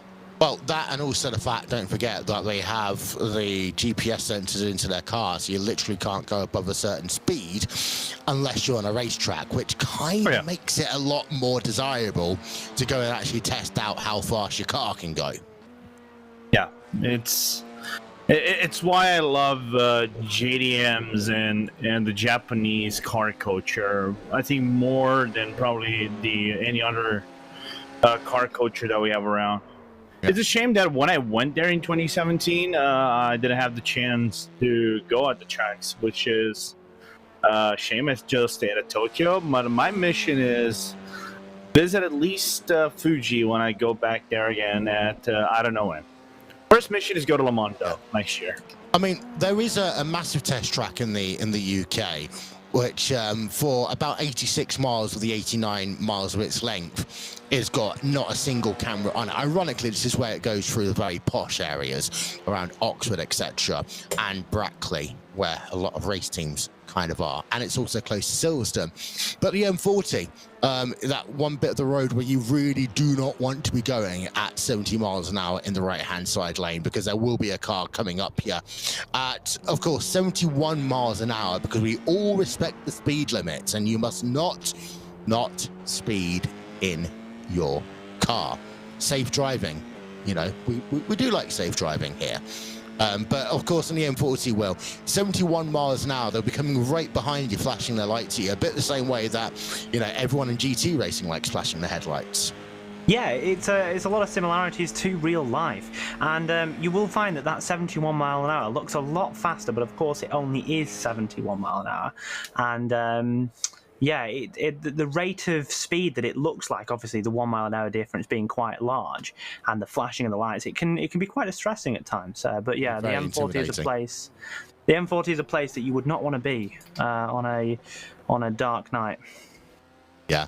So we're supposed to be having qualifying. However, qualifying will be advanced after 10 minutes. No, after 5 minutes, sorry. After 5 minutes, qualifying will be advanced. Is that a Leighton House Formula 4 car that we're just seeing here? Yes, piloted by Fraser Smith, the number 67 car. Leighton House, what a great F1 team. Of course, it was the place where Adrian Newey first cut his teeth in Formula 1, if I remember correctly. I think you're correct with that. And they very nearly won the 1990 French Grand Prix at Paul Ricard, but ended up finishing second place. Of course, famously, the owner of Leighton House was then charged by the Japanese courts and found guilty of embezzlement. And then disappeared. And they disappeared along with the company. So there you go. That's what happened to Leighton House, everybody. 1990 was such a weird Formula 1 season, because wasn't that the one where Jean Alesi basically was racing Ayrton Senna at the Phoenix Grand Prix, the US Grand Prix, and Ayrton Senna overtook him, and Alesi was like, no, you're not. I'm going to get back past you. Yeah, Jean Alesi in the Tyrrell. Yeah, absolutely. He really showed off his wares around that particular track, and I think he brought himself to a lot of people's attention. Of course, then signed up not long after to sign up for Ferrari. Yeah. Can I also say as well, that BP logo, the old BP logo, is so much better than the modern BP logo. I absolutely hate the modern BP logo. This could just be me being a little bit old, but when I was a kid, it was first a Mobil 1 petrol station, then it became a BP one with the old logo. It's one of the last ones changed to whatever. It was a weird time, the kind of late 1990s, because every company started coming up with these really stupid logos because, you know, has to look good for the internet. The internet's really, really cool. And you know what the best part about the 2020s has been so far, Paul? Everyone's going back to the old logos.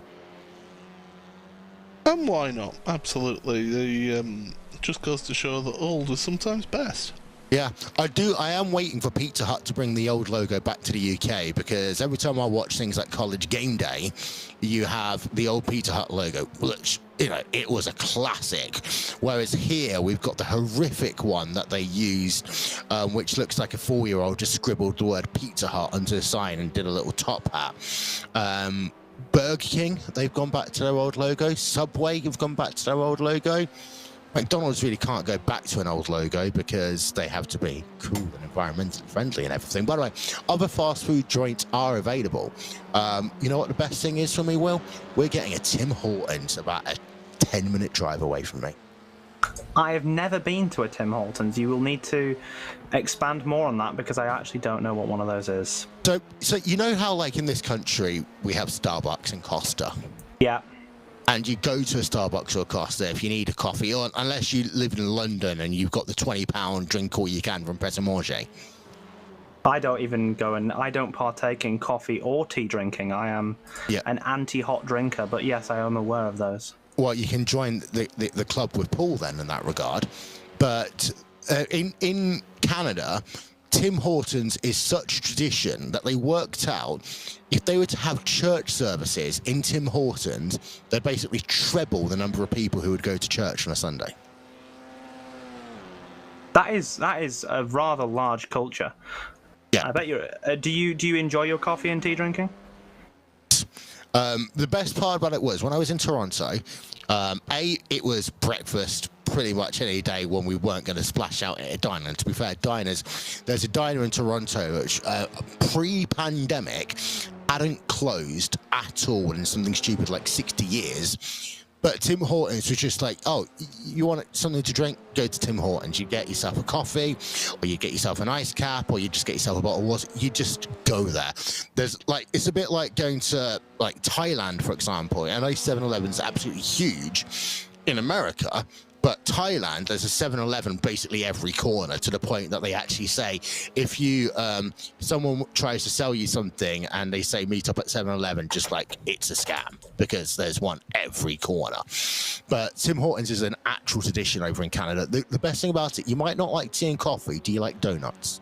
I do. Who doesn't like donuts? Well, okay, then I've got you sold, because Tim Hortons, they have normal donuts, and then they have these little things called Timbits, which are 1 or 2 bite, tiny little donuts, and you can get them boxes of 6, 10, 20, etc., etc. Oh, by the way, qualifying's over. That sounds fantastic.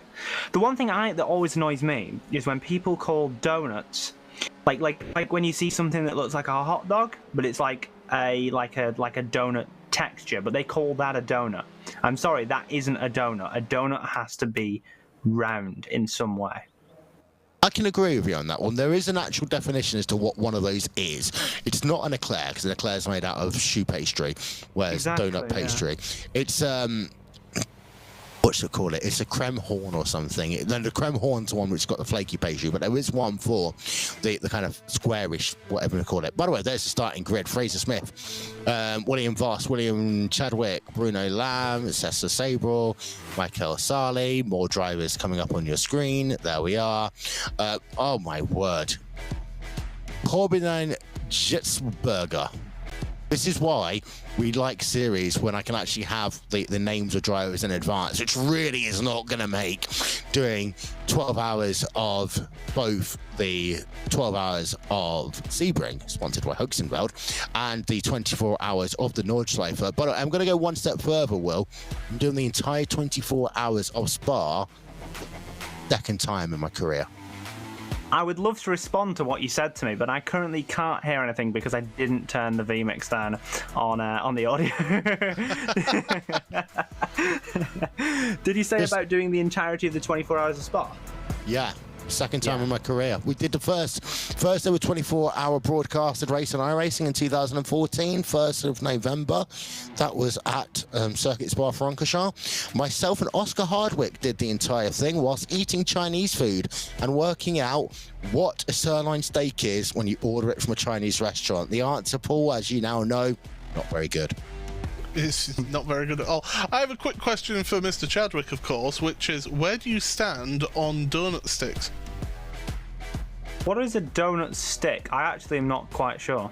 Okay. Is it like is it what I think it is, Paul? A stick with donuts. A stick that is made out of donut. Ah, okay. I thought it was a donut on a stick.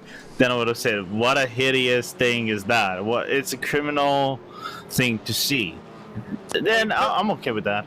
I mean, personally, I wouldn't stand on a donut stick. I'd eat it, but there you go. Hey. By the way, cars coming through the penultimate corner, pit road on the left-hand side, and cars are going to come past the start final corner. A lot of runner from that final corner. You can put 4 wheels on the left-hand side of the curb. Okay, green flag out. Let's go back to talking about donuts. What is your favorite donut filling? And we're going to go from the top, Lorenzo. Excuse me, I was just too focused on the start. What is it? Favorite donut filling? Maple leaf. I approve that. I like it. I like it very much. Okay, so maple. I think William had some issues. I believe I had some netcode lag contact, but I am alive and I am still able to continue on with the race. My favourite donut, I think, would be jam-filled donuts. But the jam-filled donuts that don't have the like the ones that are like fully not whole donuts, just like a full like circle cylinder of bread type thing with some lovely jam in the centre. Strawberry or raspberry? Is there even a difference? Yes. Strawberries well, yes, obviously. Raspberry's got the tartness to it. Strawberries are a different thing to raspberries to start with. Secondly, strawberries aren't actually a berry. Oh, controversial. No, they genuinely are not a berry. Yeah, but I still think people would argue with you, even if they are definitely not a berry. Well, isn't what culture is in 2022? Everyone just arguing over things for the sake of arguing? Or have I missed the memo somewhere down the line? I'm not sure. You know what? The next RaceSpotTV meme time. I don't know. Has anyone in this room ever watched First Take, which is an ESPN show? Oh, yes. No. Yes. I think we need to do the next RaceSpotTV meme time, First Take style. But Will, would you be rather anyone but Stephen A. Smith, or you rather be like, what was this guy named Max Calderon when he was back in the First Take nowadays? Yeah, Max is gone. You've got Mad Dog Russo that comes in on a Wednesday. Or we could just go completely old school and bring the old principal of Skip Bayless back. But basically, it's exactly the same. Who can shout the loudest for the longest period of time whilst not actually saying anything at all whilst they're debating something? They're just saying, you don't know me. You don't know what I was going to say. Yada, yada, yada. Yada, yada, yada. I'd have to make sure that we do meme time in such a way that I could probably do it outside of this house, because otherwise I'll probably be arrested for breach of the peace. But we can do it that way. Also, don't forget that you have to call Aaron Smith a bad man. He is a bad. Aaron Rodgers, sorry, not Aaron Smith. Yes. Well, you know, anyone is a bad man if you're, you know, in the eyes of Stephen A. Smith. Yeah, except for him. He is, you know, he is, of course, always right. Paul, what's your favourite donut? My favourite donut is so fat that the hole looks completely closed. No, I like a raspberry jam-filled donut. Okay, well, I can agree with you on that, because as I said earlier, I think strawberry is just too sweet. Raspberry's got the nice tartness to it. Oh, see you, Lorenzo. Oh, jeez. Why is this race 20 minutes long? Blame Tyler. Oh, my word, Tyler. Thanks very much. I've got dinner to eat at some point. I've got to test my blood sugars. I just gotta say one thing. Even though I spun this car, I love this car.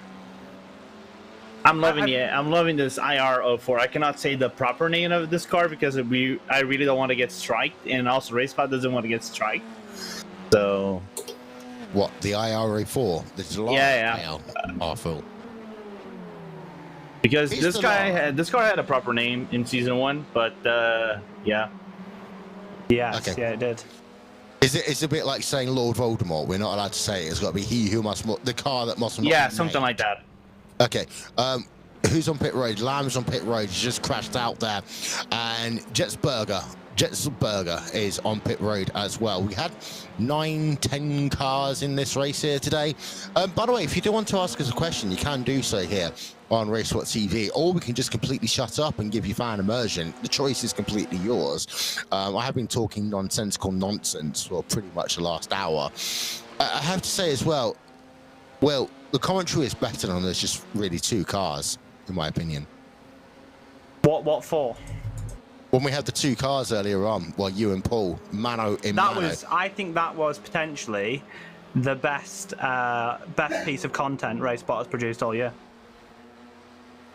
I haven't watched most of the content that RaceSpot has produced this year. I've been too busy, and I don't want to offend any of the incredible commentators, of course, that we have working for RaceSpotTV, or the incredible series that we, of course, partner with here on RaceSpotTV. I did want to talk, by the way, whilst we're here, everyone needs to make sure that they mark their diaries for May the 14th. If you live in the UK, I'm not paying anyone's airfare.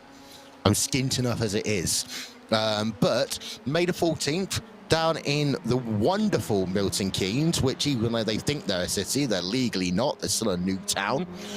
We are going to be doing a kind of community day, we're going to call it, along with our friends over at VTO. We have hired out Simply Race, which is a lovely little venue right in the heart of central Milton Keynes and the Theatre District. And we are going to be doing a day's worth of action, which will include myself, Conway Maddock, and Lewis McGlade also doing live commentary of the craziest race of the year, which is the iRacing Fixed Indy 500, which of course is not the traditional Indy 500, Lorenzo, and I know you do like yourself some IndyCar, but the fixed race, of course, is far more crazy than the open race the week afterwards. Oh, cars turn around. Oh no. No idea who that could have been. Definitely. Is that a number 5 that's spun around? That's No, called William. no Then he chance. has a Chadwick on his second name, and my dog Barks agreeing with that. Have we think not that got your the dog new would big graphics up ready yet, Tyler? Because I think we need to highlight more the fact that Will Chadwick just spun that car. Yeah, especially that he I has just 8 glossed KI over it, rating to and be drives honest. for a top team. There we are. There we are. What's I that think mean? we're just showing you it even bigger. Oh, That was you who spun that car a minute ago. I think that that's just fake news. No, I've definitely not done it again. Oh no, not again! who's leading the way in this race? It's Paul Smith that's leading. No, Leading Paul the is RaceSpot in right. commentators. Yeah. Yeah. If it is a race I spot got commentary two race, then hot Paul is winning. Oh, by the way, can I just say, race spot commentators race coming in September. More information soon. Yeah, please can I actually commentate that race? Because there's no way that I'm going to participate in. Oh yeah, absolutely. Everybody's welcome. The only thing Does we that- demand is that Hugo Luis must drive. Has to drive. Yeah, I agree. You know, when I started commentating, Hugo Luis was still a good racing driver. Yeah, Still he's was decent. he was out of hiding, I believe. Yeah, he was. Well, don't forget that he won the 2011 iRacing World Championship Grand Prix Series, which at the time was really not called the iRacing World Championship Grand Prix Series. I think it might have been the year that it was sponsored by someone, either Intel or someone Nvidia. else. Nvidia, that's what. Nvidia. I mean, Intel and Nvidia, they basically go together. You put them into the same box, shake it around a little bit, and there you are. Because if you're going to go Team Red, you're going to want to put in a Team Red graphics card, surely? Like, who has an I know that Nvidia is a better graphics card than AMD's, but like if you're going to go Team Red, you might as well go all in Team Red. Whereas Intel and Nvidia, that's what I was looking for. They go together about as well as a Tim Hortons and some Timbits. Bring it back to the donut conversation, of course. I I really wanted to bring back at Indy whenever I can. Because I do have a question for you, Will, since you're an Indy savant. I don't spin cars. That's just fake news, as I stated earlier. I'm actually massively catching up to the leaders just because I'm that fast, realistically, and definitely people aren't driving slowly on purpose. Ask the question, Lorenzo. Will i5G dominance end this year? The real, I don't watch much Indy 500. I know, boo. I know. But I do occasionally try and watch it, but sorry, I'm just watching the white lining going down to turn 1. Okay, in answer to the question, for the iRacing Indy 500 Team i5G, I'll say it with gritted teeth, yes. The reason why, spinning in track again. Who is it this time? I think that was Voss, who's just fallen down a couple of positions. I think it's going to be hard to beat them. I'd say this as well, politely. I think that's more because of Brandon Traynor is just one of, if we're to be an iRacing IndyCar Hall of Fame right now, I would put Brandon Traynor into the mix of that immediately. I would say that Team i5G are very, very good. Brandon Traynor is just that extra half a tenth of a second period. So it's going to be a case of, can anyone beat Brandon? I think that this year he might have a target on his back. There's a lot, not in terms of anyone wanting to wreck him, but I think it's going to be a case of a lot of people maybe partnering together to do the, anyone but i5G winning this race again, because they have really become like kind of like, I hate saying Andretti Autosports because, they suck, but Andretti Autosports have been so good at the Brickyard over the years. Michael couldn't ever win a 500 by himself, but look how many wins that team's had with Michael leading it. And i5G in many ways are a bit like Andretti Autosport when it comes to the Indy 500 on iRacing. I think that there frankly is no one better than them right now. There's my polite response. I can't give you the unpolite version because I promised I would not offend anyone in this broadcast. No, fair point. It's just that, Arjuna, our friend, our good Arjuna Kinkipati, driver for Power Slide, I think we had this discussion offline, off the broadcast, I think, or was it in one of the Indy cars? I don't know. I'm not sure. Can't remember. No, it wasn't an Indy cars. It was actually an entrance broadcast that You know, I think it is going to come down between power slide and ignore my dogs, as there are dogs on the street, and I apologize that beforehand for everybody watching. Is that is either going to be power slide or I5G, because the additions they had this year, I think, kind of even out the level of the playing field. The only difference maker that could have been Adam Blocker is the problem is he works for Chevrolet for Ilmore, so he's going to be at Indy. So if he races, is a factor. Well, don't forget, Adam Blocker was half a lap away from winning an iRacing Indy 500. He was that close. Yeah. So, yeah, I mean, we've got 8 minutes of this race remaining, by the way. As soon as this race finishes, we're cutting the broadcast. I'm not doing post-race interviews or post-race interviews or post-race interviews. This is it. We've got 8 minutes plus the last lap, and then this race is done. It is going to be toasted and done like a nice, actually not a burrito. Burritos really shouldn't be toasted. That'll become a quesadilla. So we'll get that one correct. By the way, Smith is still leading here by 1.5 over Carroll. No, he isn't. And then Smith. Commentator's curse. Perfectly timed. There's no such thing as a commentator's curse. It's people hear their name and they just spin out because they're so focused on how we're brightening their day. The commentator's curse is a fad. Well, not if you watched. You do have the F1 commentary today. I don't know if you saw what happened, but there was a bit of a curse that went on there. What, you mean the one that was happening with... You've either A, got the Alex Albon situation going into the booth just as his car decided that they wanted to get into fire and then explode when they put the fire extinguisher on it, or are you talking about when Crofty wanted to do the lights out and away we go and never got the chance to do the lights out and away we go in that session?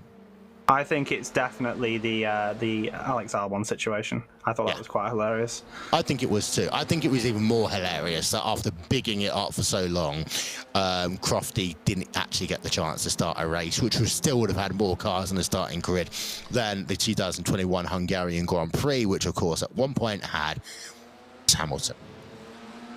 And that was it. That was it. So it's now Farrell, Smith, Chadwick, Voss, Bonda. And they're all separated by not that much in track. By the way, Chadwick, you're right. You've kind of caught up to this group now. What's going to be your job? Are you going to actually try and race these guys? Are you going to let them do something ahead of you? I think that there's going to be an almighty shunt at the end of this, and I think it's going to be caused by Paul, because he's a TCR racer and he doesn't understand what open wheel is. So you do realise that Fraser Smith is also a TCR racer, so put two of us together. Oh, if I was in that yellow car, I would be running very far away right now. Can I just say I think he's going to be Cesar who's going to cause this, just because he's my teammate and I have to throw some beef at my teammates, just for the sake of throwing beef. I'd say multi-21 between you and... Yeah, and I win. Can I ask our producer, by the way, because someone challenged me whilst I was going back to my old student radio earlier on today, and they said, you might have done all this esports, but you've never commentated a Mario Kart race. By the way, I have. But can we find a way of getting Mario Kart on the next RaceSpotTV Memetime, please? If you want the video taken down by Nintendo, then sure. Are they really that bad about it? Yes. Yeah, really? Absolutely. Oh my word. Even if, like, there's no sound or anything, they'll still take it down? Yes. Yeah. It's kind of like for you to be not taken down by Nintendo, you have to be a producer that is kind of ready with the reps of Nintendo. Or you are FGC doing Super Smash Bros. I'm not. I have a habit of wanting to spin at turn 1, by the way, so I wouldn't watch me in turn 1 at all. To be fair, everyone wants to spin at turn number 1 at this track. It's quite an attractive proposition. Can I point out that I was brutally taken out of the battle for the lead there at the hairpin? Yes, would you like to tell us what happened? Yeah, I went around the outside and somebody decided to do a Max Verstappen at Brazil and just tried to drive me off the track. You know what I'm going to do? I'm going to start referring to this with its proper corner names for the rest of this race. We've got 4 minutes remaining as the cars are coming down to get this hairpin. Oh, here's a replay.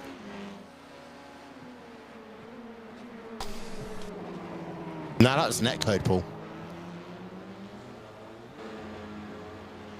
Netcode, sorry. As the drivers just worked themselves out of Piper down into Redman, which is, I never liked these two little hairpins of Redman and Hobbs before you come into Mike Knight Corner, which is turn number 10 on track. Hobbs named after David Hobbs. Yeah. And now this last corner is called Last Corner. What a great name. Almost up there with No Name at Spa. It's not called No Name, it's a Jackie X corner. I'd rather call it a race park corner. You know what this corner is called? It's called First Corner. No Which way. corner is Moss? Moss is the second of the part of the S's. Ah, okay. To turn 9 technically. So this is a Moss S coming up right now. And then you go down turn 4, lovely aerial shot here. That is the outward curve. Back straight away. Down to turn number 5. Guess what this hairpin's called, Will? I'm about to overtake for the lead hairpin. Or hairpin. Please crash. It's called hairpin. It literally is called hairpin. Then you're into revolver because it smashes you out the other side or something. I don't know. And then Piper, turn 7. Named after the former wrestler Roddy Piper. Of course. Not really. Yeah. I just gotta say, I give up. Mine. On board with Tessa Cable then. 2 minutes of this race to go. That equates to me that we're going to have 2 laps remaining. Fraser referred to my small incident I had there at the second hairpin as a mind punt, and I feel like a bit offended, so I'm going to have to mind punt him back. Oh no. I know. Lorenzo's given up. Yeah, I said I'm completely toasted. I love the car though. I'm probably going to dedicate some more time to it in the near future. But I love the car. What a good car to drive. I'm surprised how grippy this car is, even though it's somewhat loose. I am a terrible, terrible being. Oh, we know that. 1 minute 10 remaining on the clock. I've not run out of things to talk about, by the way. I'm letting the action do its talking for the moment. It seems to me that you can change direction very quickly in these cars. Yeah, it's insane. Live timing and scoring, by the way, still available at RaceSpot.tv/timing, because what better time to advertise RaceSpotTV live timing and scoring, which is available at RaceSpotTV/timing, than to do so with a minute remaining. And we've actually got a lap remaining in this race, unless all the drivers decide to just slam on the brakes, which ain't going to happen. We've got 1 lap remaining in this race. Does anyone remember that time that they had that qualifying was in GP2 or GP3, when everyone was going so slowly trying to get themselves basically into the draft pack, and no one actually got themselves a qualifying lap in? Like F1 at Monza. Like F1 at Monza, but there was the original version of that. By the way, Paul Smith there, lovely spin.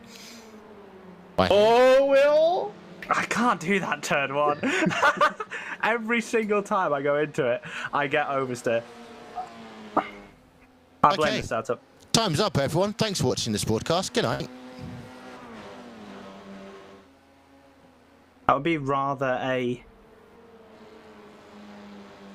anticlimactic ending, especially considering we're on to the last lap here. Well, don't forget, we once had a moment when one of the biggest races that we've ever broadcast, we had a little bit of a situation where the power went out literally just as the winner crossed the start-finish line.